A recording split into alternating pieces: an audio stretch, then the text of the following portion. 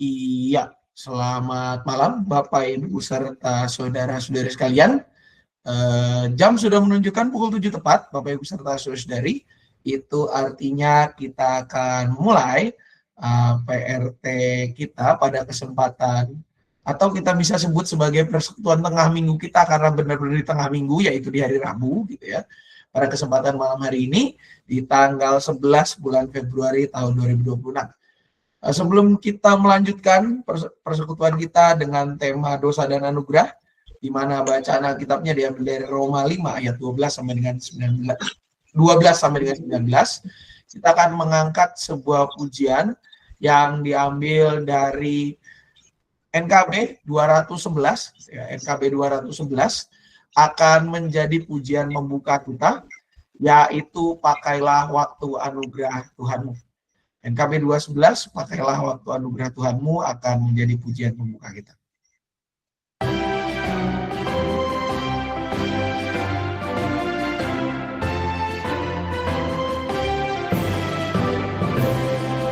Pakailah waktu anugerah Tuhanmu, hidupmu singkat bagaikan kembang.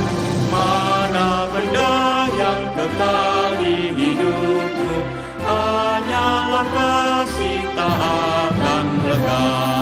Tiada yang bakal di dalam dunia, segala yang indah pun akan lenyap.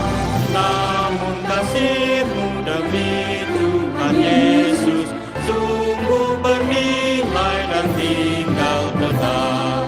Jangan menyia-nyiakan waktumu, hibur dan tolonglah yang berkeluh. Biarlah lampumu terus bercahaya, muliakanlah Tuhan di hidupmu. Tiada yang bakal di dalam dunia, segala yang indah pun akan lenyap. Namun kasih-Mu demi Tuhan Yesus sungguh bernilai dan tinggal tetap.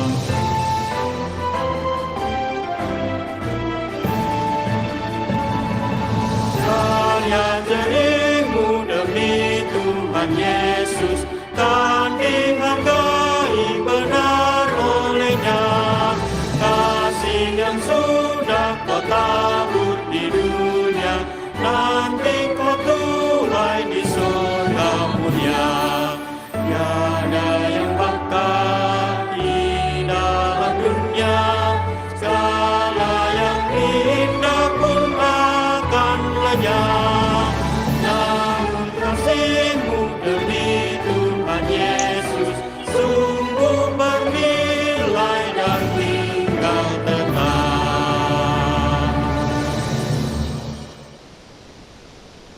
Ya, Bapak Ibu Saudara-saudari, sebelum kita masuk kepada pembacaan Alkitab dan juga pendengar firman, kita akan berdoa. Dan edisi kali ini doa buka akan dibawakan oleh Penatua Marlen. Dipersilakan, Marlen. Ya. Sebelum kita memulai ibadah ini, biarlah kita memohon pertolongan dari Tuhan di dalam doa. Mari kita berdoa. Bapa di sorga, Bapa yang penuh kasih, kami bersyukur atas berkat-berkat-Mu dalam kehidupan kami. Engkau telah menyertai kami di sepanjang hari ini. Dari pagi hingga malam ini, kami senantiasa merasakan pemeliharaan-Mu dalam kehidupan kami. Dan malam ini, Bapa, kami juga atas perkenanan-Mu dapat berkumpul bersama-sama secara online akan melaksanakan ibadah persekutuan rumah tangga. Biarlah ibadah kami malam ini boleh berlangsung dengan baik seturut dengan kehendak-Mu saja. Pimpin hamba-Mu Bapak Pendeta Samuel yang akan menyampaikan firman-Mu, biar kiranya apa yang dia sampaikan hanya untuk kemuliaan nama-Mu saja. Dan bagi kami semua Tuhan yang akan mendengarkan firman-Mu, biarlah Tuhan juga memampukan kami, supaya kami boleh mengerti, kami boleh memahami. Lebih daripada itu Tuhan, boleh kami jadikan sebagai pegangan, sebagai suluh dalam kehidupan kami. Terima kasih Bapa, kami serahkan ibadah kami ini dalam pemeliharaan-Mu, di dalam nama Tuhan Yesus Kristus. Amin. Amin. Terima kasih Bu Marlen. Baik, Bapak Ibu serta saudara-saudari sekalian, kita akan membaca bagian firman Tuhan, di mana pembacaan kita diambil dari kitab Surat Roma. Surat Roma pasal 5 ayat 12 sampai dengan 19. Roma 5 ayat 12 sampai dengan 19 saya akan bacakan untuk kita semua. Demikian bunyi firman Tuhan. Sebab itu, sama seperti dosa telah masuk ke dalam dunia melalui satu orang, dan melalui dosa itu juga maut, demikianlah maut itu telah menjalar kepada semua orang, karena semua orang telah berbuat dosa. Sebab sebelum hukum Taurat ada dosa telah sebelum hukum Taurat ada, dosa telah ada di dunia. Namun dosa itu tidak diperhitungkan kalau tidak ada hukum Taurat. Sungguh pun demikian, maut telah berkuasa dari zaman Adam sampai zaman Musa, juga atas mereka yang tidak berbuat dosa dengan cara yang sama seperti pelanggaran yang telah dibuat oleh Adam, yang adalah gambaran Dia yang akan datang. Tapi karunia Allah tidaklah sama dengan pelanggaran Adam. Sebab jika karena pelanggaran satu orang banyak orang telah dosa, karena pelanggaran satu orang banyak orang telah jatuh ke dalam kuasa maut, jauh lebih besar lagi anugerah Allah dan karunia-Nya yang dilimpahkannya atas banyak orang karena satu orang, yaitu Yesus Kristus. Karunia itu tidak berimbangan dengan dosa satu orang, sebab penghakiman atas satu pelanggaran itu telah mengakibatkan penghukuman. Tapi pemberian karunia atas banyak pelanggaran itu mengakibatkan pembenaran. Sebab jika karena pelanggaran satu orang maut telah berkuasa melalui satu orang itu, terlebih lagi bagi mereka yang telah menerima kelimpahan anugerah dan karunia kebenaran akan hidup dan berkuasa karena satu orang itu, yaitu Yesus Kristus. Jadi sama seperti melalui satu pelanggaran semua orang beroleh penghukuman, demikian pula melalui satu perbuatan kebenaran semua orang beroleh pembenaran untuk hidup. Sebab sama seperti melalui ketidaktaatan satu orang banyak orang telah menjadi orang berdosa, demikian pula melalui ketaatan satu orang banyak orang menjadi orang benar. Demikianlah pembacaan Alkitab kita. Yang berbahagia ialah setiap kita yang tidak hanya membaca namun juga memelihara kebenaran firman Tuhan dalam hidup kita sehari-hari. Shalom Bapak Ibu serta saudara-saudari sekalian. Nah, Bapak Ibu, kalau kita bicara tentang dosa, maka ini adalah sebuah hal yang kayaknya berusaha kita hindari, tapi tidak terelakkan selalu menghampiri dalam kehidupan keseharian kita. Yang namanya dosa, Bapak Ibu Saudari, adalah sebuah hal yang boleh dibilang setiap hari ada. Nggak kita undang datang, dia datang. Ya. Nggak kita belajar, nggak kita ajarin ke orang untuk melakukan pun, orang itu bisa melakukan. Dan akhirnya Bapak Ibu Saudari, terbentuklah kadang-kadang di dalam kehidupan iman kita itu sebuah konsep namanya dosa turunan. Itu dosa turunan. Dosa turunan adalah sebuah konsep yang mengajarkan kepada kita bahwa generasi atas itu punya sebuah hal yang diturunkan kepada generasi bawah-bawahnya, yang mungkin dalam bahasa politik kita bisa sebut sebagai dosa masa lalu. Karena kesalahan si A dalam memutuskan kebijakan, maka dampaknya terasa sampai kepada hari ini. Karena ulah si B di dalam melakukan sesuatu, maka itu bisa kita punya kehidupan berdampak sampai dengan hari ini, apa yang diputuskan di masa lalu itu.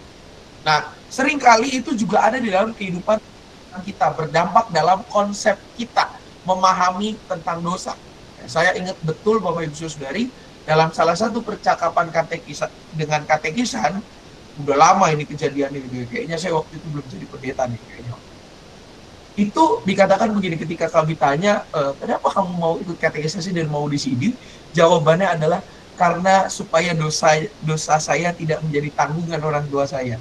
Ternyata Bapak Ibu ada sebuah konsep yang saya nggak tahu dari mana asalnya, mengajarkan bahwa kalau seorang anak sebelum akil balik, sebelum dinyatakan dewasa, maka dosa itu adalah tanggungan daripada orang tuanya.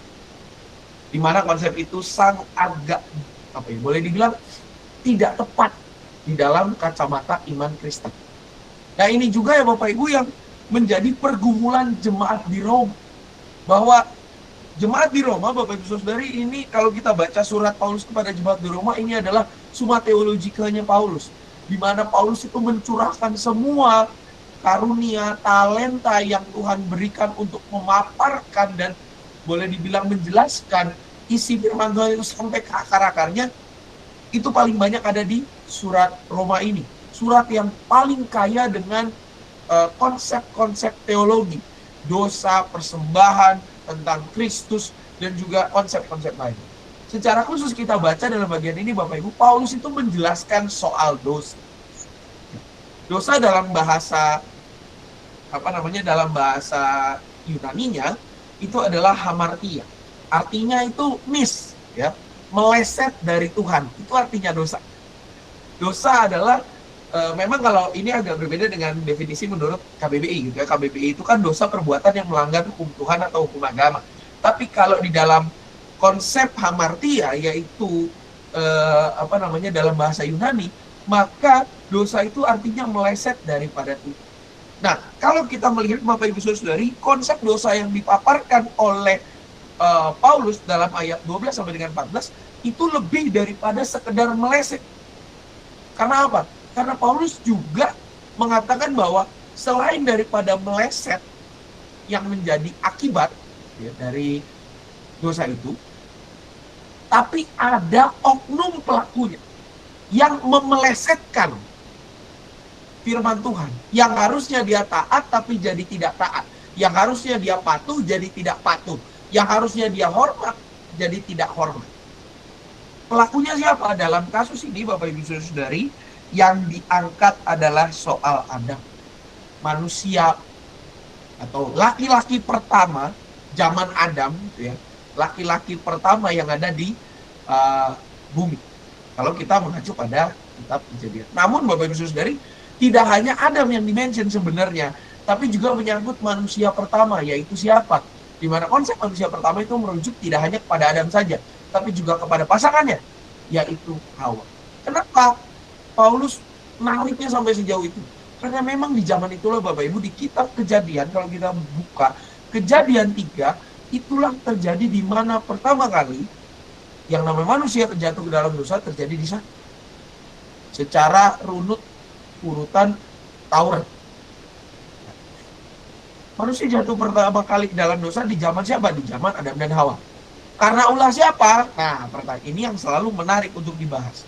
Ada yang mengatakan karena ulah Adam, ada yang mengatakan karena ulah ular, dan ada yang mengatakan karena ulah si Hawa. Jawaban sederhananya Bapak Ibu, karena ulahnya Adam dan Hawa, ulahnya manusia itu sendiri, kesatuan manusia itu, ulah mereka berdua. Betul, kalau kita lihat Bapak Ibu Saudari dalam Kejadian 3, Adam itu hanya menerima apa yang diberikan oleh Hawa. Namun Adam tidak melakukan yang namanya final checking.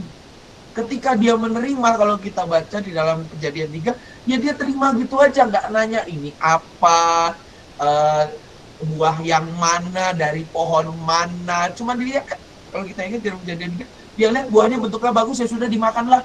Nggak pernah dicek itu isinya ada racunnya atau tidak, dan segala rupanya. Kalau kita jatuhkan 100% kepada Hawa, itu tidak benar. Karena apa? Karena Adam pun punya sebagai lapis pertahanan terakhir. Dia sebagai kiper tidak bisa menahan bola yang dicetak ke gawang. Hawa juga punya peran. Karena apa? Karena dia terkecoh oleh gocekan si ular itu. Kalau kita pakai analogi permainan sepak bola atau futsal atau permainan yang lain gitu ya. Tergocek dia itu, digocek oleh bujuk rayu daripada ular ini. Apakah ular juga punya poin? Ya punya. Kenapa ya? Ngapain lu ngebujuk gitu kan?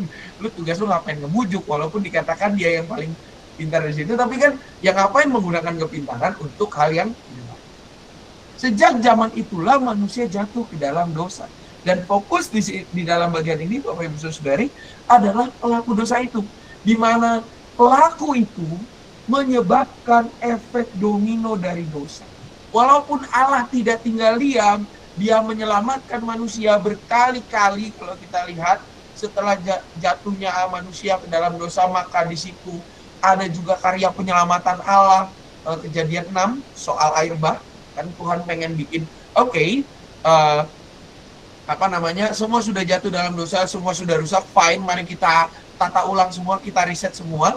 Selesai di riset, tapi yang terjadi apa ya? Masih terjadi dosa juga. Kita bisa lihat bagaimana Nuh itu mengutuk cucunya sendiri, lalu juga lewat karya Abraham melahirkan keturunan baru, tapi tetap masih ada saudaranya, yaitu Sodom dan Gomora punya urusan gitu ya. Tetap aja, berarti kan efek domino itu tidak berhenti, di mana menegaskan bahwa manusia tidak bisa menolong dirinya sendiri. Nah, oleh karena itu Bapak Ibu Saudara-saudari, Allah yang melihat efek domino yang terlalu parah itu, mengutus satu, bukan hanya sosok ini, dia juga rekan, dia juga orang, yaitu anaknya sendiri, Yesus Kristus, yang menjadi anugerah. Kalau kita lihat di ayat 15 sampai dengan ayat 19, Bapak Ibu Saudari, itu moodnya beda. Karena apa? Di ayat 15 dikatakan bahwa karunia Allah tidaklah sama dengan pelanggaran Adam. Berarti karunia Allah itu jauh lebih besar daripada kesalahan manusia pertama itu. Karena apa? Karena kalau pelanggaran satu orang, pelanggarannya Adam tadi dan Hawa itu menjatuhkan banyak orang banyak, karena saat pelanggaran satu orang, banyak orang telah jatuh ke dalam kuasa maut. Jauh lebih besar lagi anugerah Allah dan karunia-Nya yang dilimpahkannya atas banyak orang karena satu orang, yaitu Yesus Kristus. Melalui karya Yesus Kristus, Bapak Ibu Saudara-saudari, efek domino yang hancur itu, ya kayak kita nonton, ya hancur gitu ya, itu dibangun satu-satu lagi dominonya. Allah tidak hanya membangun satu domino, tapi semuanya dibangun ulang sama kita. Karena apa? Karena anugerahnya itu begitu besar. Karunia itu tidak berimbangan dengan dosa satu orang. Penghakiman atas satu pelanggaran mengakibatkan penghukuman. Pemberian karunia atas banyak pelanggaran mengakibatkan pembenaran. Ini majas perbandingan. Kalau dalam kita punya pelajaran bahasa gitu ya, Bapak Ibu di SD, SMP, SMA, ketika kita belajar ini majas perbandingan. Satu orang salah, dampaknya hancur semua, rusak. Karena nila setitik, jangan pakai nila lah, nila ikan, dia bisa kita makan. Karena racun setitik, rusak susu belanga. Tetapi karena anugerah Allah yang lebih daripada setitik itu, dunia bisa selamat. Bahwa karya Allah itu bisa menyelamatkan seluruh dunia. Tidak hanya kita sebagai manusia, tapi semua ciptaannya. Gak manusia, tapi juga tumbuhan, air, hewan, semuanya. Karena anugerah Allah itu jauh melebihi pandangan kita. Sebab jika karena pelanggaran satu orang maut telah berkuasa melalui satu orang itu, terlebih lagi mereka yang telah menerima kelimpahan anugerah dan karunia kebenaran akan hidup dan berkuasa karena satu orang itu, yaitu Yesus Kristus. Jadi sama seperti satu pelanggaran semua orang beroleh penghukuman, demikian pula melalui satu perbuatan kebenaran semua orang beroleh kebenaran untuk hidup. Sebab sama seperti melalui ketidaktaatan satu orang menuju kepada Adam, banyak orang telah menjadi orang berdosa. Demikian pula melalui ketaatan satu orang, banyak orang menjadi orang benar, yaitu Yesus Kristus. Majas perbandingan ini menunjukkan kepada kita, Bapak Ibu Saudari, bahwa kitalah yang menerima majas perbandingan kedua itu, yaitu anugerah Allah. Paulus mengungkapkan bahwa bukan siapa yang mendatangkan dosa yang penting, tetapi yang penting itu adalah yang mendatangkan anugerah keselamatan, yang memberi anugerah keselamatan. Dialah yang paling utama, yaitu Yesus Kristus. Betul, ketidaktaatan kepada Allah menghasilkan maut. Tetapi ketaatan kepada Allah menghasilkan keselamatan.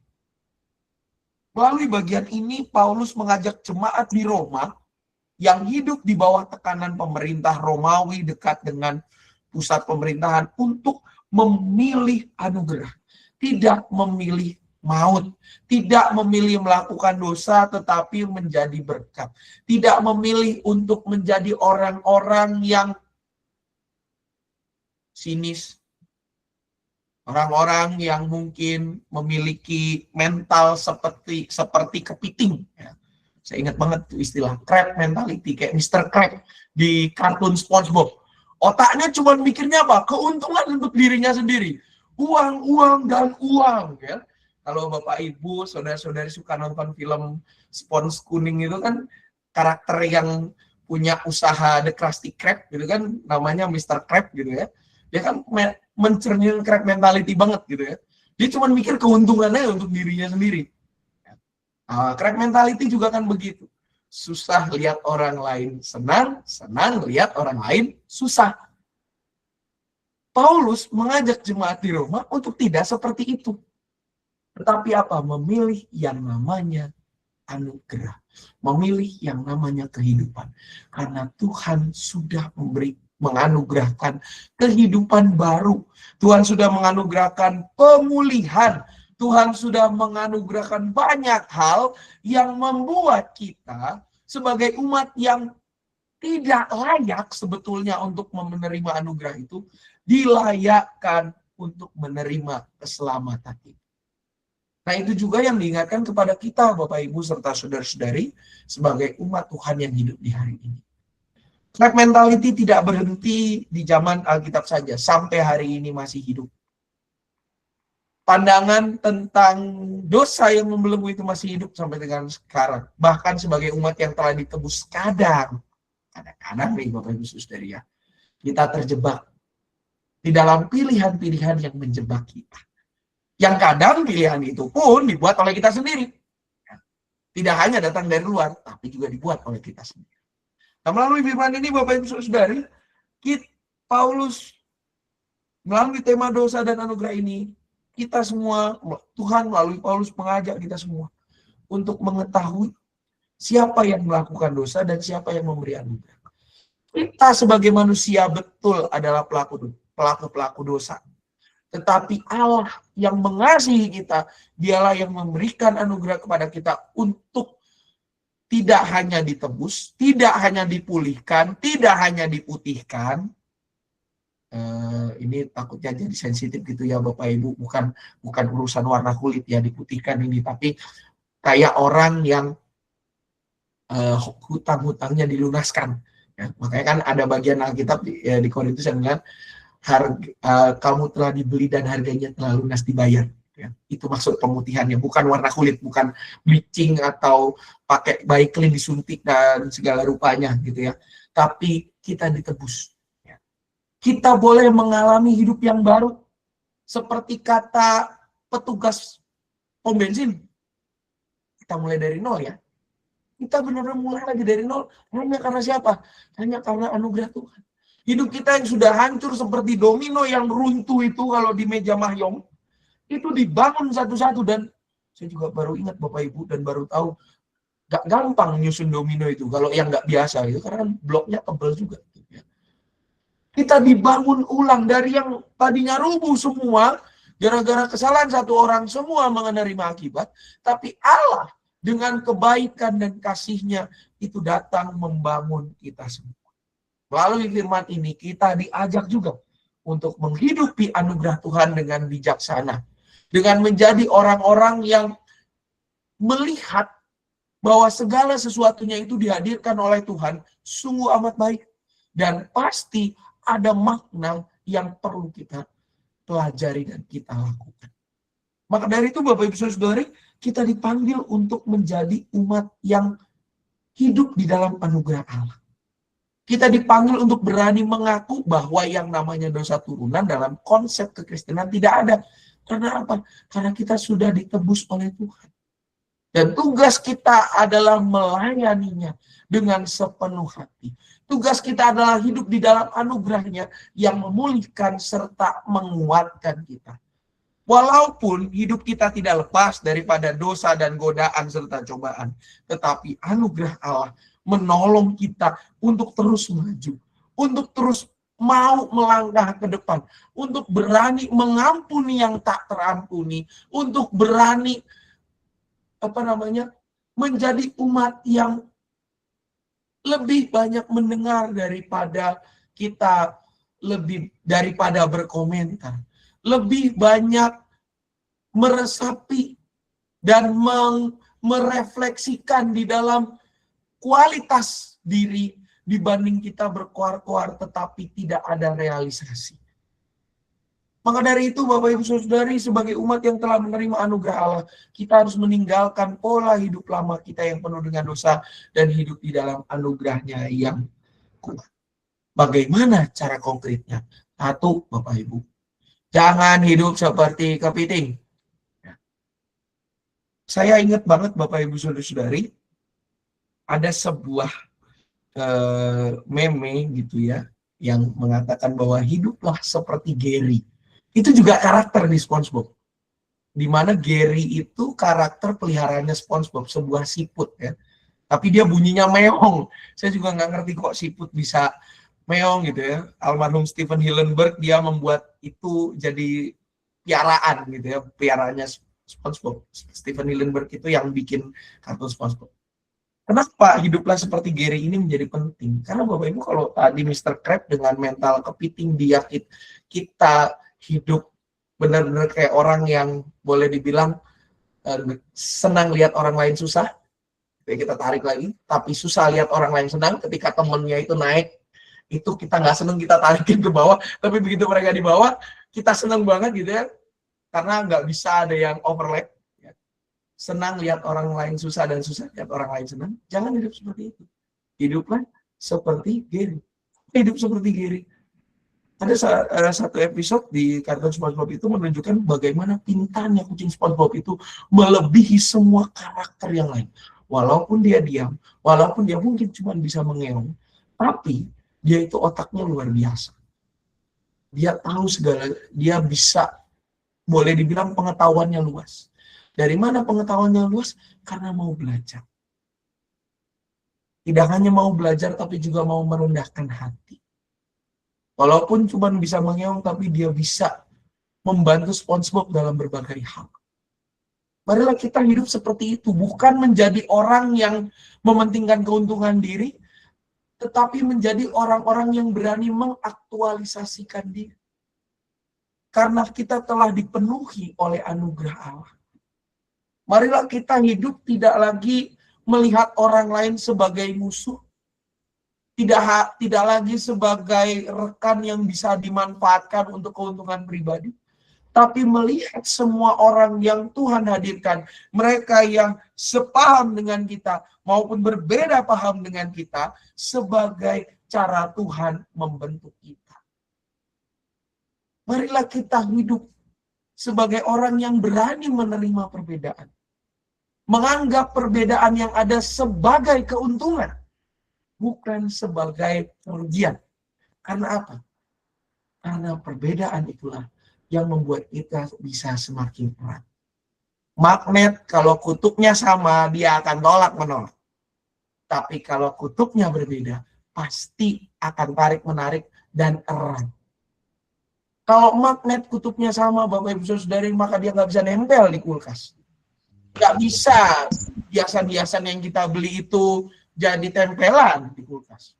Tapi karena kutubnya berbeda, dia bisa jadi hiasan yang kita atur, kita jadikan bagus, bahkan kita tata dengan begitu indahnya, membuat kulkas kita yang mungkin biasa saja menjadi luar biasa dan enak. Marilah kita hidup di dalam anugerah Tuhan, Bapak Ibu, dengan pola hidup yang seperti itu. Pola hidup yang berani menerima sesama, menjadikan semua sebagai pelajaran dan tidak pernah berhenti belajar, melihat sesama sebagai cara Tuhan untuk mendidik kita, dan tidak melihat kesenangan orang lain sebagai beban buat kita. Melainkan mau terus mensupport dia. Sebab apa? Sebab anugerah Tuhan mengajak kita untuk hidup bijaksana. Anugerah Tuhan mengajak kita untuk menghadirkan kehidupan. Dan anugerah Tuhan menolong kita untuk melihat bahwa semua yang Tuhan ciptakan, semua yang Tuhan hadirkan, keberagaman yang Tuhan hadirkan itu, semuanya sungguh aman. Tuhan menolong dan memberkati kita. Amin. Satu bagi kita sekalian.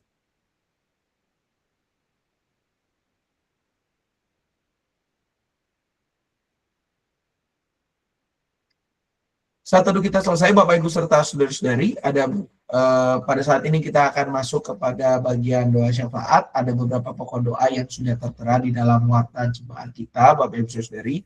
Bisa dilihat tayangannya di gadget Bapak Ibu saudara-saudari. Adakah tambahan selain daripada pokok-pokok doa yang tertera dalam warta jemaat kita ini?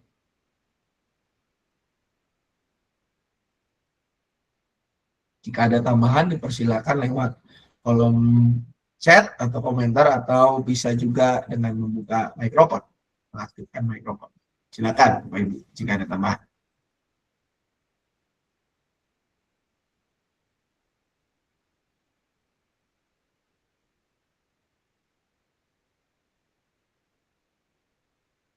Baik, kalau tidak ada tambahan, mari kita bersatu hati menaikkan pokok-pokok doa syafaat ini ke hadirat Tuhan.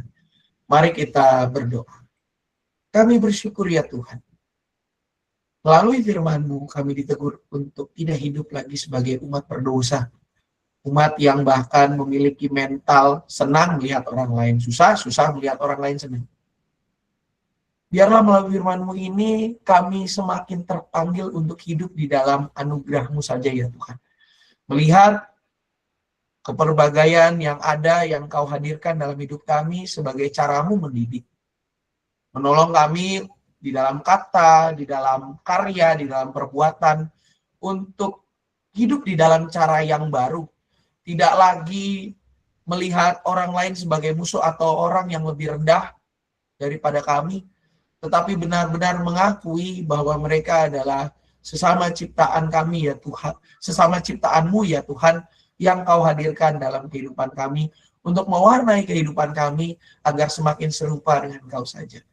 Kuatkan dan mampukan kami ya Tuhan agar kami boleh menjadi orang-orang yang hidup menikmati anugerah-Mu saja, menikmati hadirat-Mu yang mengubahkan kehidupan kami, dan mampukan kami untuk boleh menghadapi segala tantangan dalam hidup kami sehari-hari. Pada saat ini ya Tuhan, kami juga berdoa bagi bangsa dan negara kami ya Tuhan, di tengah segala situasi dan kondisi yang terjadi. Kiranya Tuhan yang menolong dan memampukan bangsa dan negara kami untuk boleh tetap berjalan seturut dengan kehendak-Mu saja. Para pemimpin kami, biarlah Tuhan urapi dan Tuhan sertai, agar apapun yang mereka kerjakan, mereka putuskan, mereka hasilkan, semuanya untuk kemajuan bersama dan bukan untuk keuntungan pribadi. Mampukan kami sebagai bagian daripada bangsa dan negara ini untuk boleh membangunnya lewat segala hal yang dapat kami kerjakan dan kami lakukan dalam hidup kami sehari-hari. Kami juga berdoa bagi gereja-Mu ya Tuhan, GKI Cicurug, dengan segala kegiatannya, khususnya kegiatan menjelang Paskah dan Pentakosta. Biarlah semua kegiatan yang telah disusun dan dirancang boleh Engkau jadikan sebagai alat berkat-Mu. Para aktivis dan karyawan kami yang terlibat di dalamnya, kiranya Tuhan berkati. Dan Tuhan sertai serta mampukan mereka untuk menjadi alat berkat-Mu. Dan biarlah ya Tuhan, kami sebagai gereja boleh bertumbuh menjadi persekutuan umat yang sehat dan kuat serta inovatif. Persekutuan umat yang hidup di dalam anugerah-Mu saja, bukan hidup di dalam cara hidup kami yang lama yang mengarah kepada kebinasaan. Persekutuan umat yang benar-benar saling menguatkan, bukan saling melemahkan. Dan persekutuan umat yang mau terus diubahkan oleh-Mu di dalam keseharian. Kami juga berdoa mengingat saudara-saudara kami yang mungkin dalam kondisi sakit maupun di dalam masa pemulihan. Di antaranya ada Om Malena, Bapak Deddy Kusnadi, Bapak Jaudi Purba, Bapak Agus Irianto, Bapak Sutarto, Bapak Willy Hartono, Bapak Yusuf Gunawan, Ibu Tina, Ibu Misda Pandiangan, Ibu Ninik, Mama dari Saudara Delpino, Ibu Imelda, Ibu Tukiem, Ibu Elsawati Purba, Saudari Evi Satriani, Ananda Giovanno Purba, juga rekan-rekan kami yang lain yang mungkin dalam pergumulan terkait masa depan mereka, pendidikan mereka, khususnya anak-anak kelas 3 SMA, 3 SMP, dan 6 SD, juga ataupun mereka yang TKB ya Tuhan yang akan masuk ke SD, juga terkait dengan kehidupan rumah tangga, pekerjaan, dan juga pergumulan pribadi lainnya. Kiranya Tuhan yang boleh hadir, Tuhan yang sertai mereka semua. Keluarga yang mendampingi Tuhan kuatkan dan Tuhan berikan damai sejahtera, serta kiranya Tuhan juga yang boleh memakai setiap kami untuk menjangkau mereka, mewartakan penghiburan dan pengharapan di dalam Engkau saja. Kami juga berdoa, bersyukur bagi rekan-rekan kami yang berulang tahun di minggu-minggu ini ya Tuhan, dari tanggal 8 sampai dengan 14 Februari. Biarlah Tuhan yang berkati mereka semua satu persatu, Tuhan yang boleh terus hadir dalam hidup mereka, dan Tuhan yang memakai karya pelayanan mereka baik di rumah, di gereja, maupun di mana saja Engkau menempatkan untuk menjadi alat berkat-Mu ya Tuhan. Kami juga menyerahkan diri kami ke dalam tangan pemeliharaan-Mu saja. Jadilah pada kami seturut dengan kehendak-Mu. Doa yang jauh dari sempurna ini hanya kami satukan di dalam satu nama, yaitu Yesus Kristus, Sang Firman yang hidup, Juru Selamat kami, Sang Penebus kami yang hidup dan menuntun kami untuk berkarya dalam keseharian. Amin. Bapak Ibu Saudari, kita akan mengakhiri persekutuan ini dengan mengangkat sebuah pujian, yaitu NKB 197, Besarlah Untukku, akan menjadi pujian penutup kita.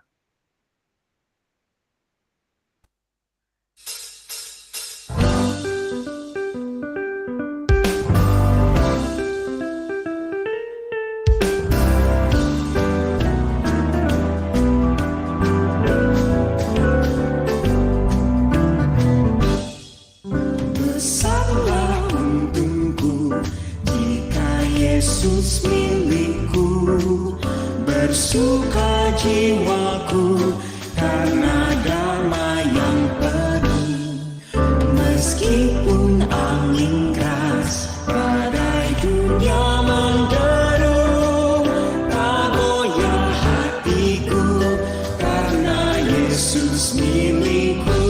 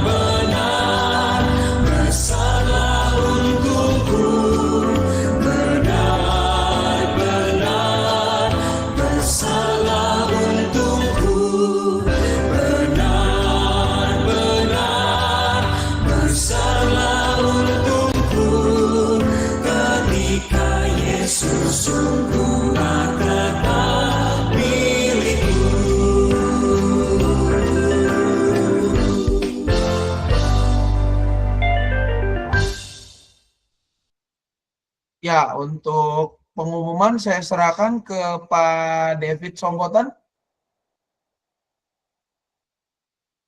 Silakan, Pak David. Mic-nya belum nyala sih kayaknya. Apa ada pengumuman dari Komisi Dewasa?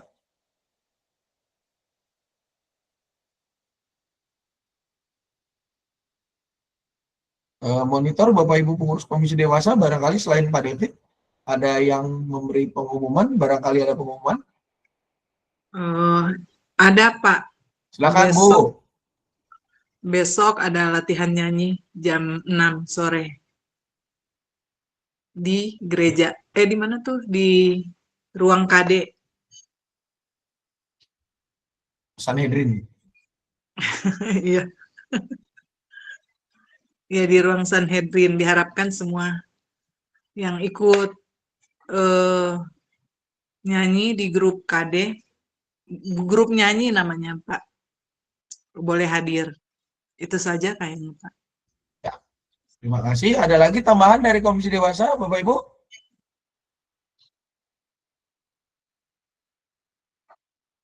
Baik, kalau tidak ada pengumuman dari warta, Bapak Ibu Saudara-saudari, lebih kepada reminder.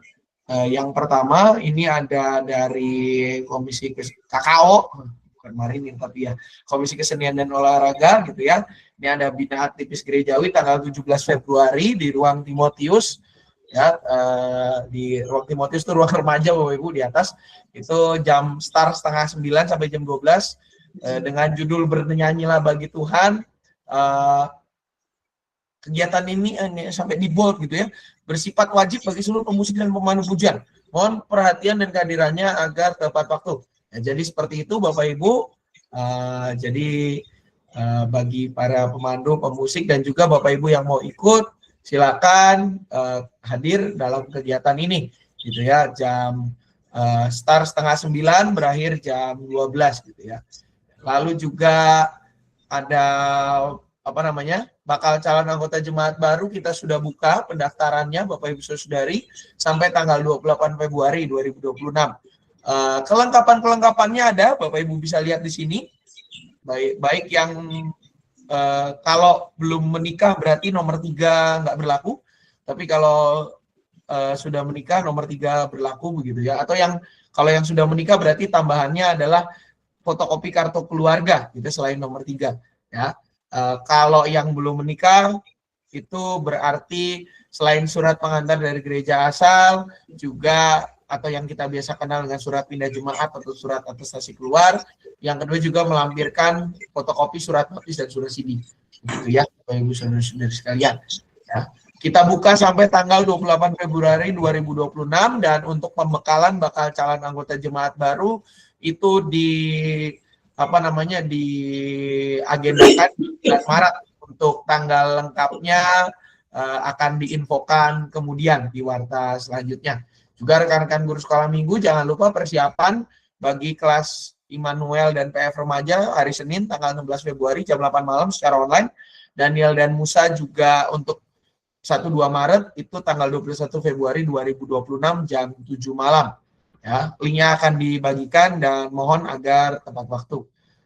Untuk informasi kegiatan selanjutnya juga untuk pengajuan ibadah syukur, lalu juga untuk atestasi masuk, atestasi keluar, peneguhan pemberkatan pernikahan gerejawi, dan juga ucapan selamat ulang tahun, Bapak Ibu bisa cek di laman warta jemaat online kita, di mana linknya itu biasa di-share tiap minggu, tinggal diklik saja warta jemaat GKI Cicurug. Nanti Bapak Ibu akan masuk kepada folder-folder yang sudah kita buatkan untuk Bapak Ibu semua, gitu ya. Tinggal dipilih yang bulan Februari dan tinggal dilihat warta yang terbarunya di bulan apa, ya.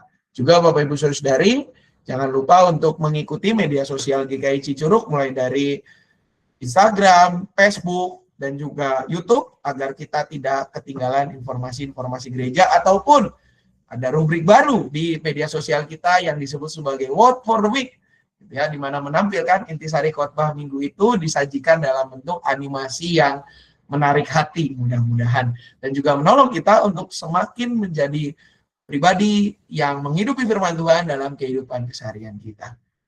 Untuk minggu depan Bapak Ibu jangan lupa tanggal 18 itu ada kebaktian Rabu Abu, startnya jam 6:30.